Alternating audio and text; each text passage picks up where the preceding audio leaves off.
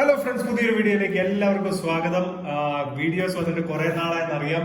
എല്ലാവരും ക്ഷമിക്കണം, കാരണം നമ്മുടെ ജോലി തിരക്കും കാര്യങ്ങളൊക്കെ ഉണ്ടായിരുന്നതുകൊണ്ട് നമുക്ക് വീഡിയോ കുറെ നാളായിട്ട് ഇടാനായിട്ട് സാധിച്ചില്ല. ഏതായാലും പുതിയൊരു അടിപൊളി ആപ്പിളിന്റെ ഒരു പ്രൊഡക്റ്റുമായിട്ടാണ് ഇന്ന് ഞാൻ എത്തിയിരിക്കുന്നത്. iPhone 13 അല്ല, സോറി, നിങ്ങളുടെ ബോക്സ് കണ്ടപ്പോൾ മനസ്സിലായി കാണുമല്ലോ.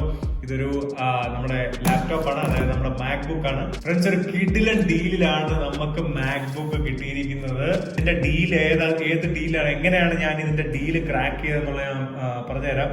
ഓൾമോസ്റ്റ് 92,900 ആണ് ഇതിന്റെ MRP വരുന്നത്. പക്ഷെ നമുക്ക് കിട്ടിയിരിക്കുന്നത് പറഞ്ഞാൽ ഒരു കിടിലൻ വിലയാണ്. അതായത് ഏകദേശം 68,000 രൂപയ്ക്കാണ് ഞാൻ ഇത് വാങ്ങിച്ചിരിക്കുന്നത്. എങ്ങനെ നിങ്ങൾക്ക് ഈ ഒരു ഡീല് ക്രാക്ക് ചെയ്യാവുന്ന കാര്യങ്ങൾ ഞാൻ ഈ വീഡിയോയിൽ തന്നെ പറയുന്നതായിരിക്കും. അപ്പം കംപ്ലീറ്റ് വീഡിയോ കാണുക, ഇതിന്റെ കംപ്ലീറ്റ് ഡീറ്റെയിൽസ് നിങ്ങൾക്ക് അറിയാം. ഇത് എങ്ങനെയുണ്ട്, കാരണം ഞാൻ ഇത്രയും നാളായിട്ട് ഉപയോഗിച്ചുകൊണ്ടിരുന്ന ലാപ്ടോപ്പ് എന്ന് പറഞ്ഞു കഴിഞ്ഞാൽ പഴയ മോഡൽ, അതായത് മാക്ബുക്ക് പ്രോ 13 ഇഞ്ച് ആണ് ഞാൻ യൂസ് ചെയ്തുകൊണ്ടിരുന്നത്. നമുക്ക് ഏതായാലും അധികം താമസിക്കാതെ അൺബോക്സിംഗിലായിട്ട് പോകാം. അപ്പൊ ആപ്പിളിന്റെ പ്രൊഡക്ട്സ് ഒക്കെ ഇഷ്ടപ്പെടുന്നവരാണെങ്കിൽ തീർച്ചയായിട്ടും നമ്മുടെ ചാനൽ സബ്സ്ക്രൈബ് ചെയ്യുക. ഫ്രണ്ട്സ്, അപ്പൊ ആദ്യം തന്നെ നിങ്ങൾക്ക് കാണാവുന്ന പോലെ ഇതുപോലൊരു പാക്കറ്റിലാണ് വരുന്നത്. ഞാൻ ആപ്പിളിന്റെ വെബ്സൈറ്റിൽ നിന്നാണ് വാങ്ങിച്ചത്.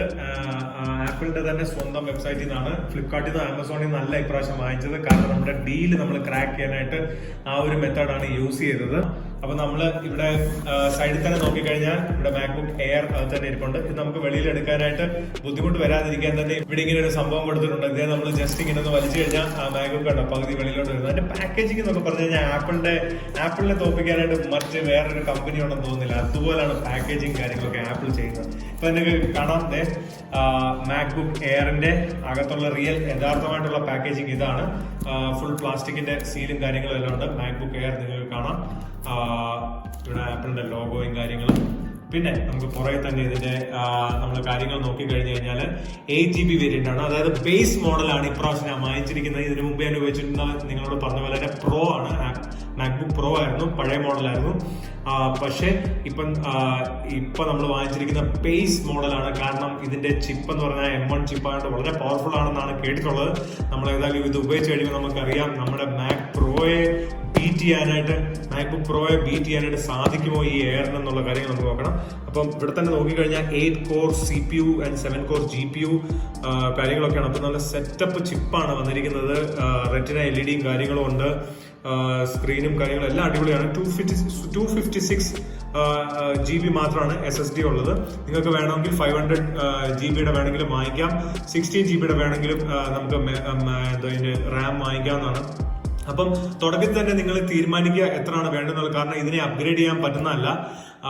ഈ ഒരു ലാപ്ടോപ്പിന്റെ മദർ ബോർഡിൽ തന്നെയാണ് ഇത് സോൾഡേർഡ് ആയിട്ടാണ് വരുന്നത്. ഇതിന്റെ SSDയും ഇതിന്റെ RAM ഒക്കെ.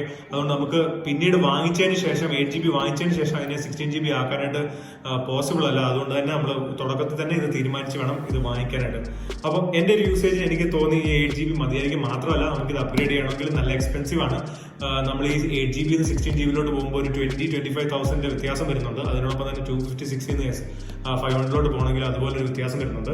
മാത്രമല്ല, നമുക്ക് 256 ഒരു പ്രശ്നമല്ല. കാരണം നമുക്കിത് എക്സ്റ്റേണൽ ഹാർഡ് ഡിസ്ക് ഒക്കെ യൂസ് ചെയ്താണെങ്കിൽ നമുക്ക് എത്ര വേണമെങ്കിലും ഇതിന്റെ മെമ്മറി, അതായത് ഇതിന്റെ നമുക്ക് ഹാർഡ് ഡിസ്കിന്റെ നമുക്ക് സ്റ്റോറേജ് കൂട്ടാവുന്നതാണ്. അതുകൊണ്ട് അതൊരു പ്രശ്നമായിട്ട് എനിക്ക് തോന്നിയില്ല. അപ്പൊ ഏതായാലും നമുക്ക് ഇത് തുറന്ന്, ഈ പാക്കേജ് തുറന്ന് നമുക്ക് അകത്ത് എന്തൊക്കെയാണ് ലാപ്ടോപ്പിനോടൊപ്പം തന്നെ എങ്ങനെയാണ് പാക്കേജ് കാര്യങ്ങൾ കംപ്ലീറ്റ് നമുക്ക് ഏതായാലും കാണാം.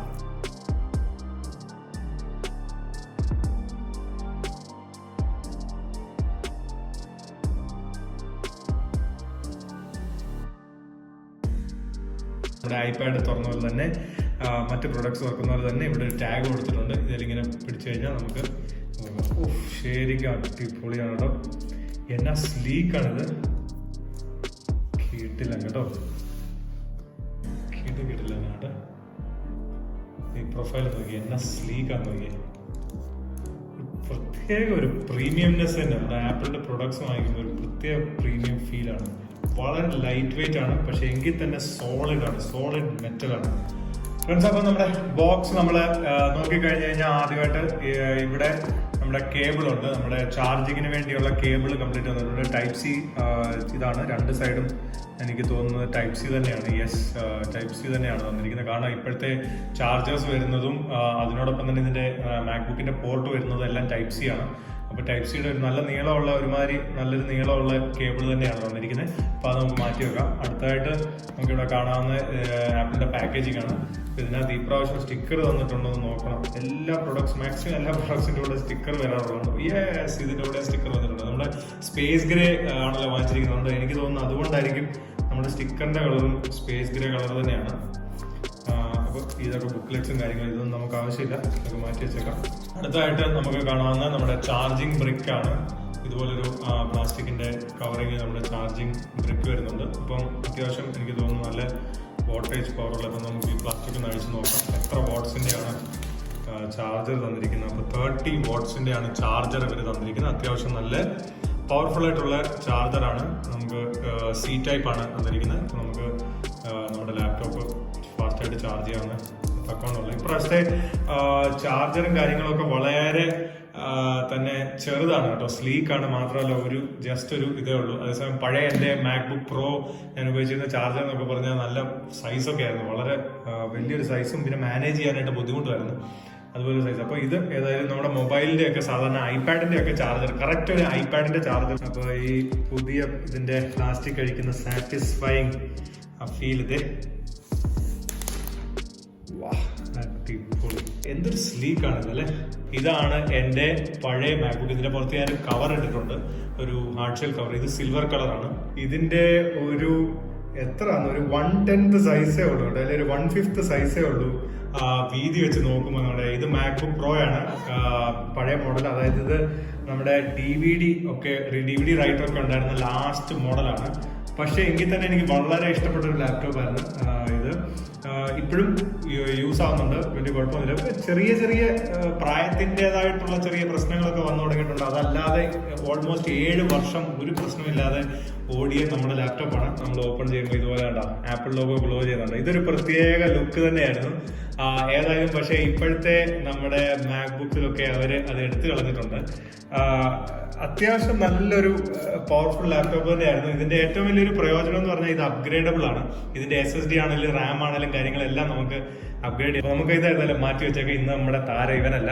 അപ്പൊ നിങ്ങൾക്ക് ഇതും ഈ ഒരു ലാപ്ടോപ്പും നമ്മുടെ പുതിയ മാക്ബുക്ക് എയറും തമ്മിലുള്ളൊരു പെർഫോമൻസ് ഡിഫറൻസും കാര്യങ്ങളൊക്കെ അറിയണമെങ്കിൽ തീർച്ചയായിട്ടും നിങ്ങൾക്ക് കമന്റ് ചെയ്യാം. അത് ഞാനൊരു വീഡിയോ ചെയ്ത് നിങ്ങൾക്ക് ഡിഫറൻസ് അറിയിക്കാം. ഇതിന് നിങ്ങൾക്ക് കാണാവുന്ന പോലെ തന്നെ നമുക്ക് ആപ്പിൾ ലോഗോ മാത്രമാണ് ഐഫോണിലൊക്കെ വരുന്ന പോലെ തന്നെ അതിന്റെ ഒരു വലിയ സൈസ് ഇതൊക്കെയാണ്. പിന്നെ ചുറ്റുപാടും ഇതിന്റെ കംപ്ലീറ്റ് നോക്കിക്കഴിഞ്ഞാൽ ഒരു സ്ലീക്ക് പ്രൊഫൈൽ. ഈ ഒരു സൈഡിലോട്ട് വരുമ്പോഴത്തേക്ക് നല്ല സ്ലീക്ക് പ്രൊഫൈലാണ്. ഇവിടെ വരുമ്പോഴത്തേക്ക് ഒരു ചെറിയ വീതിയുണ്ട്. പക്ഷെ എങ്കിലും നമ്മുടെ പഴയ ലാപ്ടോപ്പ് വെച്ച് നോക്കുമ്പോൾ വളരെ കുറവാണ്. നിങ്ങൾക്ക് ഇവിടെ നോക്കിയാൽ അറിയാം. ഏതായാലും അറ്റ്ലീസ്റ്റ് ഒരു ഹെഡ്ഫോൺ ജാക്ക് ഉണ്ട്. അത് എത്ര നാൾ കാണുമെന്നൊന്നും പറയാൻ പറ്റത്തില്ല. അടുത്ത മോഡലിൽ മിക്കവാറും ഹെഡ്ഫോൺ ജാക്ക് ഒക്കെ കാണുമെന്ന് സംശയമാണ്. കാരണം ഇപ്പൊ എയർപോർട്സും കാര്യങ്ങളും വയർലെസ്സും ഒക്കെ ആയതുകൊണ്ട് തന്നെ ഐഫോണിൽ നിന്നൊക്കെ എടുത്ത് കളഞ്ഞുകൊണ്ട് തന്നെ ഇതിൽ നിന്നും മിക്കവാറും എടുത്ത് കളയാൻ ചാൻസ് ഉണ്ട്. പിന്നെ ഇവിടെ ആകെപ്പാടെ C ടൈപ്പ് 2 പോർട്ട് മാത്രമാണ്. വളരെ പവർഫുൾ ആയിട്ടുള്ള പോർട്സ് ആണ് ആപ്പിൾ കൊടുത്തിരിക്കുന്നത്. അപ്പോൾ നമ്മൾ എക്സ്റ്റേണൽ USB ഹബും കാര്യങ്ങളൊക്കെ യൂസ് ചെയ്യേണ്ടി വരും. നമ്മുടെ USB-A ടൈപ്പ് ഡിവൈസസ് ഒക്കെ യൂസ് ചെയ്യാനും അല്ലെങ്കിൽ ഇഥർനെറ്റ് യൂസ് ചെയ്യണം, അല്ലെങ്കിൽ അങ്ങനെ എന്തെങ്കിലുമൊക്കെ നമ്മൾ എക്സ്ട്രാ ഒരു HDMI ഔട്ട്പുട്ട് മറ്റൊരു സ്ക്രീനിലോട്ടൊക്കെ ചെയ്യണം. അതൊക്കെ നമുക്ക് ഈ ഒരു പോർട്ടിൽ നിന്ന് തന്നെ നമുക്ക് USB ഹബ് യൂസ് ചെയ്ത് നമുക്ക് യൂസ് ചെയ്യാവുന്നതാണ്. അപ്പോൾ നമുക്ക് ഏതായാലും ഇതൊന്ന് തുറന്നു നോക്കാം. തുറന്നപ്പോൾ തന്നെ ഓട്ടോമാറ്റിക്കായിട്ട് തന്നെ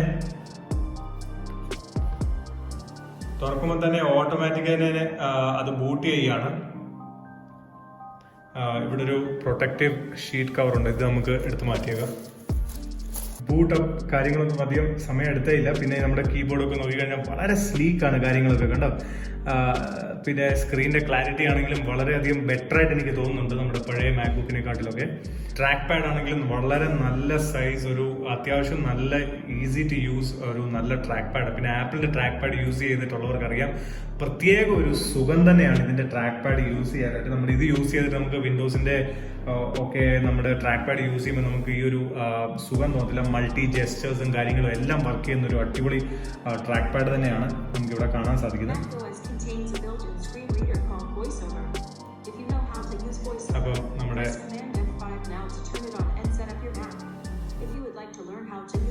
വോയിസും കാര്യങ്ങളൊക്കെ പറയുന്നുണ്ട്, എക്സ്പ്ലെയിൻ ചെയ്ത് പറയുന്നുണ്ട് നമുക്ക് കാര്യങ്ങളൊക്കെ സെറ്റപ്പ് ചെയ്യുന്നതിനെ കുറിച്ചും കാര്യങ്ങളും. അപ്പോൾ ഏതായാലും ഞാൻ സെറ്റപ്പ് ചെയ്തിട്ട് നിങ്ങൾക്ക് ബാക്കി കാര്യങ്ങൾ കാണാം.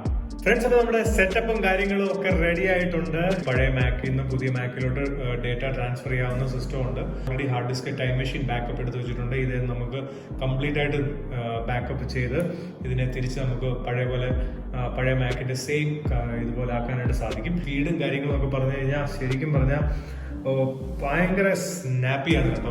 ആദ്യം തന്നെ ഞാൻ നിങ്ങളെ കാണിക്കാനായിട്ട് ആഗ്രഹിക്കുന്നു പറഞ്ഞു കഴിഞ്ഞാൽ, നമ്മളിത് ക്ലോസ് ചെയ്തിട്ട് നമ്മളിത് ഓപ്പൺ ചെയ്യുമ്പോൾ, അതായത് ക്ലോസ് ചെയ്യുമ്പോൾ ഓട്ടോമാറ്റിക്കായിട്ട് ഇത് സ്ലീപ്പ് മോഡിൽ പോയിക്കോളും. വളരെ ലോ എനർജി മാത്രമേ ഇത് യൂസ് ചെയ്തുള്ളൂ. വളരെ എഫിഷ്യൻ്റ് ആയിട്ടുള്ള ചിപ്പാണ്. അപ്പോൾ നമ്മളിത് ഓപ്പൺ ചെയ്ത് കഴിഞ്ഞാൽ കണ്ടോ എന്ത് പെട്ടെന്നാണ് തിരിച്ചത് വേക്കപ്പ് ചെയ്തതെന്നുള്ളത് നമുക്ക് അറിയാൻ പോലും സാധിക്കുന്നില്ല. ഇത് എപ്പോഴാണ് ഇത് വേക്കപ്പ് ചെയ്തത്. അത്ര സ്നാപ്പിയാണ്, വളരെ സ്പീഡാണ്. കണ്ടാ, ഒരു ശകലം പോലും നമുക്ക് ലാഗ് സ്ലീപ്പിൽ നിന്ന് അത് വേക്കപ്പ് ചെയ്യാനായിട്ട് ഒരു ലാഗ് ഒന്നും കാണത്തില്ല. അതിനോടൊപ്പം തന്നെ നമുക്ക് കാര്യങ്ങളൊക്കെ ഇവിടെ ഓപ്പൺ ചെയ്യാനാണെങ്കിലും എല്ലാം വളരെ സ്നാപ്പിയാണ് കേട്ടോ. വളരെ സ്പീഡും കാര്യങ്ങളും എല്ലാം അടിപൊളിയാണ്. അപ്പോൾ ഫസ്റ്റ് ടൈം നമ്മളിത് ഓപ്പൺ ചെയ്യുന്നതുകൊണ്ട് തന്നെ എല്ലാം സോഫ്റ്റ്വെയർ ഇനിഷ്യലൈസ് ചെയ്യുന്നുണ്ട്. അപ്പോൾ മാക് ഒക്കെ നോക്കി കഴിഞ്ഞ് കഴിഞ്ഞാൽ Mac OS Big Sur latest കാര്യങ്ങളും മാക് ഒക്കെയാണ്. അപ്പോൾ ഫ്രണ്ട്സ്, അപ്പോൾ ഇതിന്റെ ഡീലിനെ കുറിച്ച് നമുക്കിനി സംസാരിക്കാം. എങ്ങനെയാണ് ഞാൻ ഇതൊരു അടിപൊളി ഡീൽ, അതായത് ഓൾമോസ്റ്റ് 68,000 അടുത്ത് മാത്രമേ എനിക്ക് ഇതിന്റെ ആക്ച്വൽ വാല്യൂ, ഇതിന്റെ വില ആയിട്ടുള്ളൂ. ആക്ച്വൽ പ്രൈസ് എന്ന് പറയുമ്പോൾ 92,900 ആണ് ഇതിന്റെ ഇത് വരുന്നത്, MRP വരുന്നത്. പക്ഷെങ്കിൽ ഞാനിത് എടുത്തിരിക്കുന്നത് പറഞ്ഞാൽ നമ്മുടെ സ്റ്റുഡൻസ് ഡിസ്കൗണ്ടിലാണ്. ആപ്പിളിന്റെ തന്നെ സ്വന്തം സ്റ്റുഡൻസ് ഡിസ്കൗണ്ട് ഓഫർ ഉണ്ട്. അപ്പോൾ അതെനിക്ക് അപ്രൂവ് ആയിട്ടുണ്ട്. കാരണം ഞാൻ റീസെന്റ് ഒരു ഹയർ സ്റ്റഡീസിന് വേണ്ടി ഞാൻ രജിസ്റ്റർ ചെയ്തിട്ടുണ്ട്. അപ്പോൾ അതിന്റെ ബേസിസിൽ അതിന്റെ ID കാർഡും കാര്യങ്ങളും നമ്മൾ കാണിച്ചു കഴിഞ്ഞു കഴിഞ്ഞാൽ നമുക്ക് ആപ്പിളിന്റെ വെബ്സൈറ്റിൽ, ഇതുപോലെ നമ്മുടെ ആപ്പിളിന്റെ വെബ്സൈറ്റിൽ കയറി കഴിഞ്ഞു കഴിഞ്ഞാൽ അതിനകത്ത് യൂണി ഡേയ്സിന്റെ വെരിഫിക്കേഷൻ ഉണ്ട്. അപ്പോൾ ആ യൂണി ഡേയ്സ് വെരിഫിക്കേഷന്റെ സമയത്ത് അവർ നമ്മളോട് ചില ഡോക്യുമെന്റ്സ് ഒക്കെ ചോദിക്കും. നമ്മളോട് ID കാർഡിന്റെ ഫ്രണ്ടും ബാക്കും, അതായത് നമ്മുടെ ID കാർഡിൽ പ്രോപ്പറായിട്ട് അതിന്റെ വാലിഡിറ്റി ഒക്കെ മെൻഷൻഡ് ആയിരിക്കണം. ആ ഒരു രീതിയിലുണ്ട്. പിന്നെ ID കാർഡ് അല്ലാതെ നമുക്ക് നമ്മുടെ കോളേജിന്റെ ആക്സെപ്റ്റൻസ് ലെറ്റർ ഒക്കെ ഉണ്ടെങ്കിൽ അത് ആ ഒരു രീതിയിൽ നമുക്ക് ചെയ്യാവുന്നതാണ്. അപ്പം ഏതായാലും എനിക്ക് അത് അപ്രൂവ് ആയി. അതിനുശേഷം ആണ് ഞാനിത് വാങ്ങിച്ചിരിക്കുന്നത്. അപ്പോൾ നമ്മൾ സ്പെൻഡ് ചെയ്തതെന്ന് പറഞ്ഞു കഴിഞ്ഞാൽ, അപ്പോൾ നമുക്ക് ഇതിന്റെ ഒരു ഓഫർ എന്ന് പറഞ്ഞു കഴിഞ്ഞാൽ 92,900 നിന്ന് നേരെ ഓൾമോസ്റ്റ് ഒരു 10% അടുത്ത് നമുക്ക് സ്ട്രെയിറ്റ് തന്നെ ക്യാഷ് ഡിസ്കൗണ്ട് കിട്ടും. അപ്പോൾ നമുക്കൊരു 83,000 സംതിങ് ഓളമാണ് ഇതിന്റെ പ്രൈസ് നമുക്ക് പേ ചെയ്യേണ്ടത്. പക്ഷേ ആ 83,000 സംതിങ് നമ്മൾ പേ ചെയ്യുന്നതിന്റെ കൂട്ടത്തിൽ നമുക്കൊരു എയർപോർട്സ് 2 ആപ്പിൾ സ്റ്റുഡൻസ് ഡിസ്കൗണ്ട് ഭാഗമായിട്ട് ഫ്രീ ആയിട്ട് ഇതിന്റെ കൂടെ തരുന്നുണ്ട്. അപ്പൊ അതിന്റെ വില എന്ന് പറയുമ്പോൾ ഒരു 14,000 സംതിങ് ആണ്. അപ്പൊ നമുക്ക് അത് മൈനസ് ചെയ്ത് വരുമ്പോഴത്തേക്ക് നമുക്ക് ആക്ച്വലി ഇതിന്റെ ചെലവാകുന്നതെന്ന് പറഞ്ഞു കഴിഞ്ഞാൽ ഏകദേശം ഒരു 68,000 ആണ്. അപ്പൊ ശരിക്കും പറഞ്ഞാൽ ഫ്രണ്ട്സ്, 68,000 റുപ്പീസിന് ഇതുപോലൊരു പവർഫുൾ ആയിട്ട് ഒരു ലാപ്ടോപ്പ്, ഇതുപോലൊരു ബിൽഡ് ക്വാളിറ്റി ഒരു ആപ്പിളിന്റെ ലാപ്ടോപ്പ്, ആപ്പിളിന്റെ അല്ല, നമ്മൾ മറ്റ് ഏതൊരു വിൻഡോസിന്റെ ലാപ്ടോപ്പ് നോക്കിയാലും ഇപ്പൊ അത്യാവശ്യം നല്ലൊരു ബിൽഡ് ക്വാളിറ്റിയും ഒക്കെ ഉണ്ടെങ്കിൽ ഒരു മിനിമം ഒരു 70,000 മുകളിലോട്ട് നമുക്ക് നല്ല ഡെല്ലിന്റെ ആണെങ്കിലും HP ആണെങ്കിലും മോഡൽസ് ലഭിക്കുന്നുള്ളൂ. അപ്പൊ ആ ഒരു രീതിയിൽ നമ്മൾ നോക്കുമ്പോഴത്തേക്ക് ശരിക്കും തികച്ചും വാല്യൂ ഫോർ മണി ഒരു പ്രൊഡക്റ്റ് ആണെന്നാണ് എനിക്ക് തോന്നിയത്. അതുകൊണ്ട് തന്നെയാണ് ഞാൻ സമയം കളയാതെ ഇത് ഞാൻ ബുക്ക് ചെയ്തത്. കാരണം ഇപ്പം ചിലപ്പം ഇതിന്റെ M1ന്റെ അടുത്ത മോഡലൊക്കെ ഇറങ്ങാൻ ചാൻസ് ഉണ്ട്. പക്ഷെ എങ്കിൽ തന്നെ ഞാൻ ഇതിന്റെ റിവ്യൂസ് കണ്ട് കാര്യങ്ങളൊക്കെ ഉപയോഗിക്കുന്നവരോട് ചോദിച്ചപ്പം അറിഞ്ഞതെന്ന് പറഞ്ഞാൽ ഇതിന്റെ പവർ മോർ ദാൻ സഫീഷ്യന്റ് ആണ്. ഇനിയൊരു 5 വർഷത്തേക്ക് നമ്മൾ നോക്കിക്കഴിഞ്ഞാൽ തന്നെ ഇതിന്റെ പവറിന് അത്യാവശ്യം അതിനുള്ള കപ്പാസിറ്റി ഇതിനുണ്ട്. അതുകൊണ്ട് തന്നെ നമുക്ക് അത് വിഷമിക്കേണ്ട കാര്യമില്ല. ഈ സമയത്താകുമ്പോൾ നമുക്ക് പ്രത്യേകിച്ച് ഓഫറും കാര്യങ്ങളൊക്കെ വരുന്നത്. ഇനിയാണെങ്കിലും ഉടനെ തന്നെ ആമസോണും ഫ്ലിപ്കാർട്ടിലും ഒക്കെ പല ഓഫേഴ്സ് വരുന്നുണ്ട്.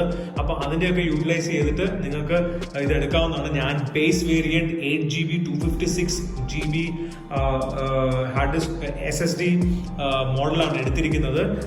എങ്കിൽ തന്നെ പെർഫോമൻസ് എല്ലാം കില്ലാണ്. ഇതിന്റെ പെർഫോമൻസ് ടെസ്റ്റും കാര്യങ്ങളും വേണം. ഇനി മുന്നോട്ട് എന്തെങ്കിലും ഇതിനെക്കുറിച്ച് അറിയാനുണ്ടെങ്കിൽ നിങ്ങൾക്ക് ജസ്റ്റ് നമ്മുടെ കമന്റ്സ് സെക്ഷനിൽ നിങ്ങൾക്ക് അറിയിക്കാം. അപ്പൊ നമുക്ക് അതിനെക്കുറിച്ച് വീഡിയോ ചെയ്യാവുന്നതാണ്. ഇത് തമ്മിലുള്ള കമ്പാരിസൺ, പിന്നെ നമ്മുടെ iPad 8 ഇവിടെ ഇരിപ്പുണ്ട്. അപ്പൊ iPadനോട് താല്പര്യമുള്ള ബഡ്ജറ്റ് ആയിട്ടുള്ള iPadൽ ഏറ്റവും വാല്യൂ ഫോർ മണി തന്നെയാണ് നമ്മുടെ iPad 8. അപ്പോൾ ഇങ്ങനെയുള്ള കാര്യങ്ങൾ എന്തെങ്കിലും നിങ്ങൾക്ക് അറിയാനായിട്ട് താല്പര്യം ഉണ്ടെങ്കിൽ, ആപ്പിളിന്റെ പ്രൊഡക്ട്സിനെ കുറിച്ചൊക്കെ അറിയാൻ താല്പര്യമുണ്ടെങ്കിൽ തീർച്ചയായിട്ടും കമന്റ് ചെയ്യുക. അപ്പോൾ അതിനനുസരിച്ച് നമുക്ക് വീഡിയോ ചെയ്യാവുന്നതായിരിക്കും. അപ്പോൾ ഫ്രണ്ട്സ്, ഇത്രയൊക്കെ തന്നെ ഉള്ളൂ ഇന്നത്തെ അൺബോക്സിംഗ് വീഡിയോയിൽ. ഫ്രണ്ട്സ്, അപ്പോൾ വീഡിയോ ഇഷ്ടപ്പെട്ടെങ്കിൽ തീർച്ചയായിട്ടും ഒരു ലൈക്ക് ചെയ്തേക്കുക. അതിനോടൊപ്പം തന്നെ ചാനൽ സബ്സ്ക്രൈബും കാര്യങ്ങളും എല്ലാം ചെയ്തേക്കുക. അടുത്തൊരു വീഡിയോ ആയിട്ട് നമ്മൾ കാണുന്നത് വരെ സൈനിങ് ഓഫ്.